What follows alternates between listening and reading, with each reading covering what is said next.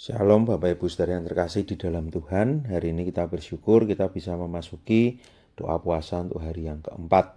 Tema untuk hari ini kasih yang tetap melangkah. Bacaan diambil dari Lukas 23 ayat 26. Ketika mereka membawa Yesus, mereka menahan seorang yang bernama Simon dari Kirene yang baru datang dari luar kota. Lalu diletakkan salib itu di atas bahunya supaya dipikulnya sambil mengikuti Yesus. Ada beberapa hal yang menarik dari kisah ini.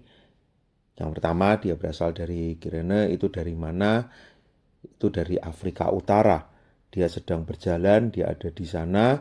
Lalu kalau di Markus dicatat, dia adalah ayah dari Alexander dan Rufus. Siapakah mereka?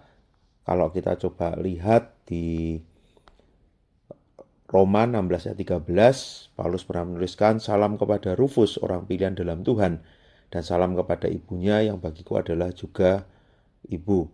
Apakah dia anak dari Simon?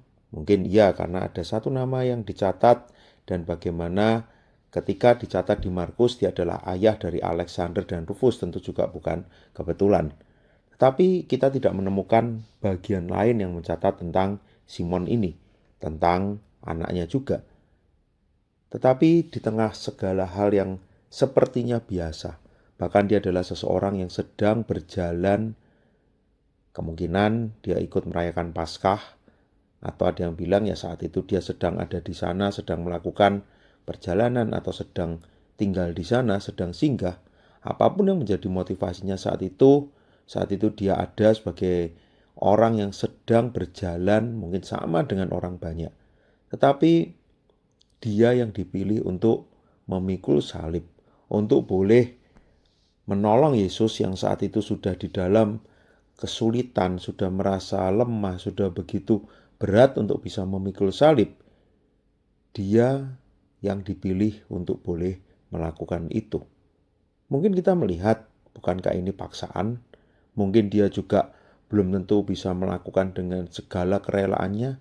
Apalagi ini juga bukan tugas yang mudah, tugas yang berat, yang bahkan ketika dia sedang menjalani perjalanan itu, orang banyak pun akan melihat dia pun akan dilihat, dia akan menjadi pusat dari ketika kita melihat ada orang yang sedang dihukum, dia membantu orang yang sedang dihukum. Dia membantu Yesus yang akan disalib, hukuman yang begitu mengerikan dan dia ada di dalam perjalanan itu. Tapi satu yang menarik dari bagian ini, justru kisah-kisah kecil di dalam perjalanan salib ini menunjukkan inilah realita manusia. Mungkin ada orang yang biasa, mungkin kita merasa ada kejadian-kejadian yang sepertinya itu kebetulan, mungkin kita merasa seharusnya ada hal lain yang lebih baik yang kita bisa lakukan. Kenapa justru aku harus memikul salib seperti misalnya Simon ini? Tetapi justru di sanalah kita bisa melihat itulah yang menjadi cara Tuhan. Itulah yang menjadi kehendak Tuhan. Ketika dia mau mengasihi manusia, dia pun melibatkan manusia di dalam rancangan keselamatan Allah. Tema kasih yang tetap melangkah menggambarkan di dalam kisah Yesus menggenapi rancangan keselamatan Allah. Di situ pun ada banyak orang yang terlibat. Ada banyak orang yang biasa, yang mungkin mewakili keadaan manusia berdosa yang lemah, yang terbatas, yang terpinggirkan. Bahkan mungkin bukan yang populer, seperti Simon yang tidak banyak dicatat, dia yang berasal dari tempat yang jauh, bahkan dia harus melakukan tugas yang berat. Tapi ketika Simon dicatat di tempat ini, dia menjadi bagian dari rancangan keselamatan Allah. Dia menjadi bagian dari kisah penderitaan Yesus untuk menggenapi rancangan Allah di dalam menyelamatkan umat manusia. Allah yang sudah mengasihi manusia, membuat manusia boleh mengasihi Allah.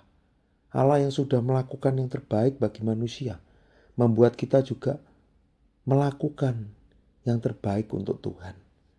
Bagaimana dengan kehidupan kita? Mungkin banyak dari kita bukan yang populer, kita bukan orang hebat, tapi kita pun ada di dalam panggilan yang sama. Kita bukan hanya menjadi penonton, kita bukan hanya menjadi orang yang di luar rencana keselamatan Allah. Tetapi kita adalah orang berdosa yang sudah mendapatkan anugerah Tuhan, yang sudah dikasihi Tuhan, yang boleh ada di dalam perjalanan iman bersama dengan Tuhan, yang boleh melihat bagaimana hidup kita yang lama, bagaimana kasih Tuhan, bagaimana melalui penderitaan Yesus yang begitu berat karena kasihnya kepada kita, yang membuat kita boleh mengucap syukur untuk setiap anugerah yang Tuhan berikan.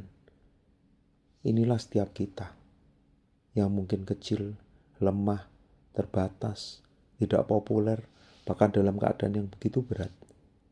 Kita yang mungkin ketika menjalani kehidupan merasa ada banyak hal berat, yang mungkin kita merasa ini bukan mauku, aku terpaksa. Semoga hari ini kita diingatkan, tidak ada yang terpaksa. Tuhan sudah mengasihi kita. Dia sudah menebus kita, memberikan hidup yang kekal. Tuhan yang sama memakai kita menjadi alat bagi kemuliaan Tuhan, menjadi saluran kasih Tuhan bagi manusia yang membutuhkan pengharapan, yang membutuhkan kasih itu. Mereka yang bergumul dalam keadaan yang tidak mudah, tetapi seringkali mereka putus asa. Untuk itulah kita ada, untuk membagikan kasih Tuhan itu. Semoga kita boleh ada di dalam rancangan keselamatan Allah, dan kita bukan hanya diam, tetapi melalui hidup kita, kasih Tuhan boleh dinyatakan. Orang boleh percaya, boleh mengenal Tuhan, dan Tuhan yang dimuliakan. Mari kita berdoa. Bapa di surga, kami bersyukur, kami diingatkan betapa besar kasih Tuhan di dalam hidup kami. Dan biarlah kami sadar ketika Engkau sudah mengasihi kami, ketika Engkau menjadikan kami manusia baru, ketika kami boleh mengerti untuk apa kami hidup, kami punya arti, hidup kami menjadi hidup yang bukan tanpa arah, tanpa arti. Kami tahu Tuhan punya rencana di dalam hidup kami. Biarlah sampai akhir hidup kami boleh menjadi alat untuk kemuliaan Tuhan.